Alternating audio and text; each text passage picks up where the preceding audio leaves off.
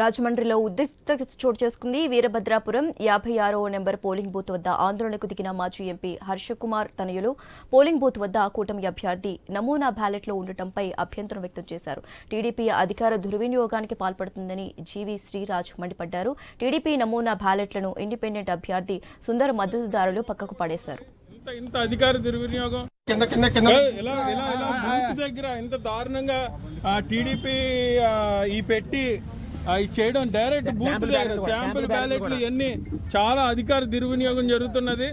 అందరూ ప్రతి ఒక్కరు కూడా చూడాలి. ఇంత అధికార దుర్వినియోగం ఏంటండి? ఇది చాలా దురదృష్టకరం. పోలీసుల దగ్గరుండి రిగింగ్ చేస్తున్నారు. ఇది కరెక్ట్ కాదండి. ఇది ఏమండి?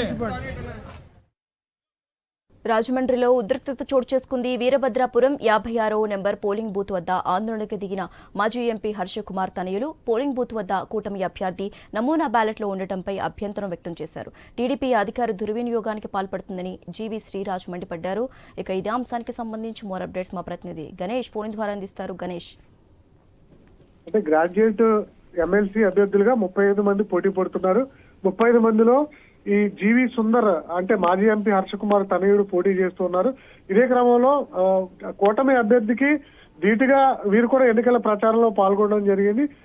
టాప్ 3లో ఉన్నటువంటి జీవి సుందర్ గెలిచేందుకు అతను కూడా ప్రయత్నం చేస్తున్నారు. ఇదే క్రమంలో తెలుగుదేశం పార్టీకి సంబంధించినటువంటి నాయకులు పోలింగ్ బూత్ల వద్ద ఏవైతే బ్యాలెట్ నమూనాలు ఉంటాయో వాటితో ఓటర్లను మభ్యపెట్టే విధంగా, ప్రలోభాలు పెట్టే విధంగా నమూనాలు పంచుతున్నారు, వారికి కనిపించే విధంగా చేస్తున్నారని చెప్పి మాజీ ఎంపీ హర్షకుమార్ తనయుడు శ్రీరాజు ఆందోళనకు దిగడం జరిగింది. రాజమండ్రి వీరభద్రాపురం 56వ నెంబర్ పోలింగ్ బూత్ వద్ద ఆందోళనకు దిగారు. అక్కడ ఉన్నటువంటి తెలుగుదేశం పార్టీ కార్యకర్తలతో గొడవ దిగడం జరిగింది.